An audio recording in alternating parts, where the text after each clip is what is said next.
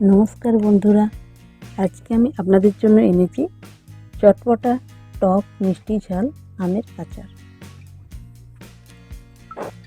প্রথমে আমি কটা কাঁচা আম নিয়েছি। দেখুন, 5টার মতো আমি কাঁচা আম নিয়েছি।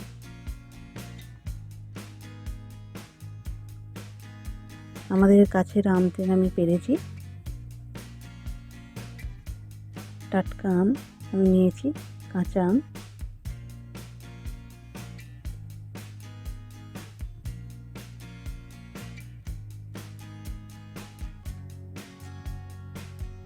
দেখুন, এটা আমাদের গাছের আম।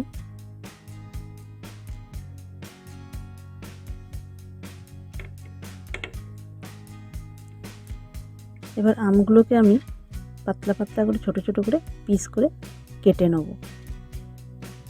পরিষ্কার ধুয়ে নিয়েছি, ধুয়ে আমি কেটে নেব।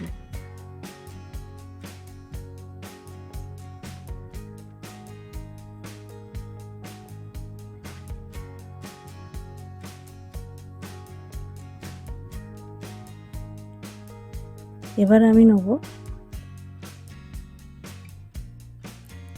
জিরে, ধনে নিয়েছি, মেথি আর গোলমরিচ আর শুকনো লঙ্কা 4টে।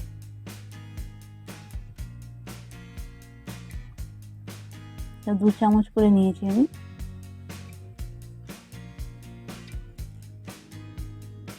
এবার এটাকে হালকা কড়াতে ভেজে নেব। সব মশলাগুলো একসঙ্গে ভেজে নেব।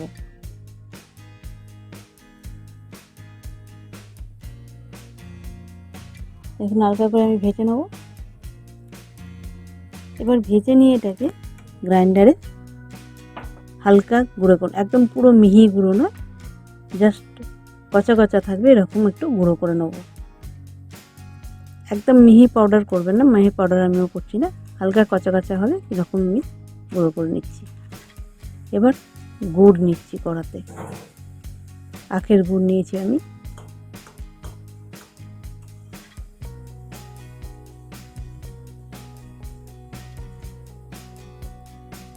ভালো করে জাল দিয়ে নিচ্ছি, ফুটিয়ে নিচ্ছি ভালো করে।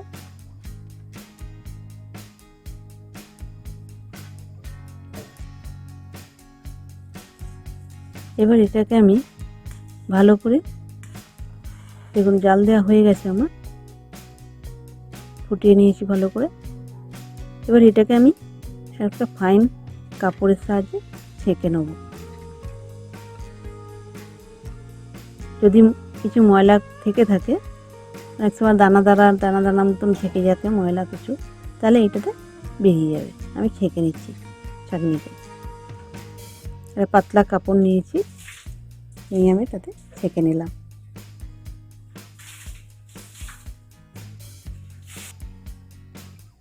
এবার দেখুন, কড়াতে আমি তেল নিয়েছি। সরষের তেল একটু বেশি পরিমাণে নিতে হবে, কারণ এই তেলটা থাকলে জিনিসটা নষ্ট হবে না, বেশি দিন থাকবে। এবার আমি নিয়েছি মেথি আর একটু জিরে, দিয়ে দিলাম 1 চামচ করে। এটা আমি ভাজবো।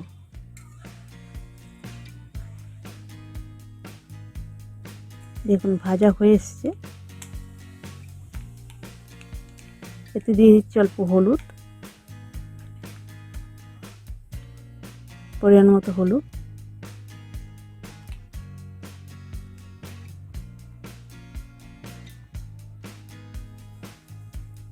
এবার দিয়ে দিচ্ছি 1 চামচ নুন। পরিমাণ মতো নুন দেবেন আপনারা।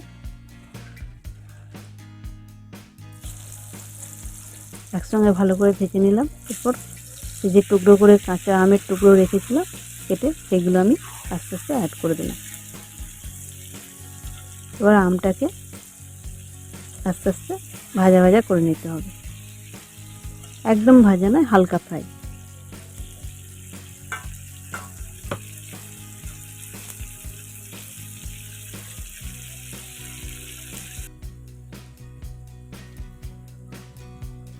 এবার দিচ্ছি শুকনো লঙ্কার গুঁড়ো,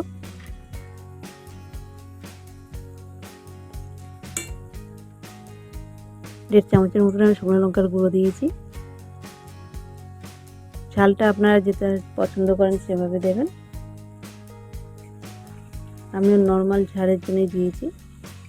এবার ভালো করে নাড়াচাড়া করে নেব, ভেজে নেব।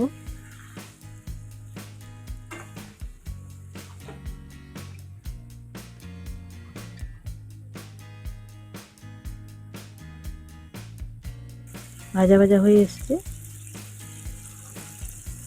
এবার আমি যে গুড়টা ছেঁকে রেখেছিলাম সেই গুড়টা অ্যাড করে দিলাম।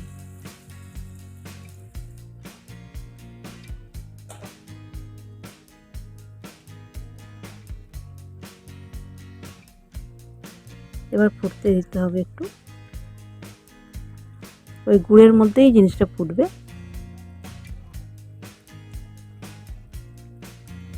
এবার আমি যে মশলাগুলো ভেজে গুঁড়ো করে রেখেছিলাম সেই মশলা গুঁড়োটা আমি দিয়ে দিচ্ছি। জিরে, ধনে, মেথি, তারপর গোলমরিচ, শুকনো লঙ্কা যে একসঙ্গে করেছিলাম সেগুলো আমি ভেজে রেখেছিলাম, সেই গুঁড়ো মশলাটা দিয়ে দিলাম। দিয়ে ফোটানোর পর বেশ কিছুক্ষণ ফুটিয়ে যাওয়ার পর দেখুন আমটা সেদ্ধ হয়ে এসছে। এবার নামাবার সময় হয়ে এসছে।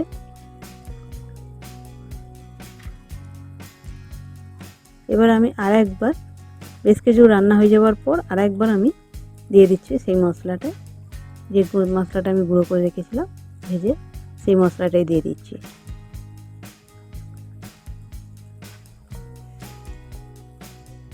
অল্প একটু নাড়াচাড়া করে নিলাম। এবার আঁচটা স্লো করে দিয়েছি।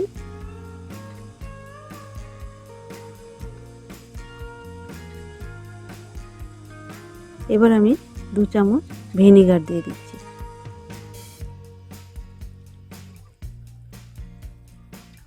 ভিনেগার দিলে অনেক দিন থাকবে, এটা আপনার 1 বছর থাকলেও কিছু অসুবিধা হবে না, থাকবে। দিয়ে অল্প একটু নাড়াচাড়া করে আমি নামিয়ে নেব। দেখুন কত সুন্দর হয়েছে দেখতে। আমি এবার পুরো প্লাস্টিক জারে ভর্তি করে নিচ্ছি।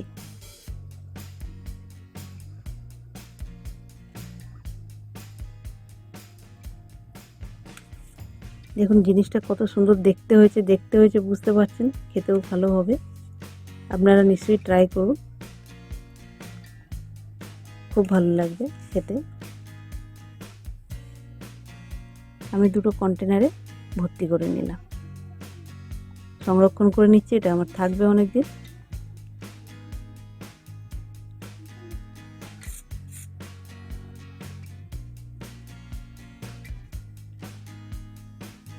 দেখুন আমি জারের মধ্যে ভরে নিয়েছি, এয়ার টাইট কন্টেনার, তার মধ্যে রেখে দিচ্ছি। দেখুন কত সুন্দর কালার এসছে, দেখতেও খুব সুন্দর হয়েছে। রেডি আমার। নমস্কার বন্ধুরা, যদি ভালো লাগে প্লিজ একটা শেয়ার, সাবস্ক্রাইব করবেন। নমস্কার।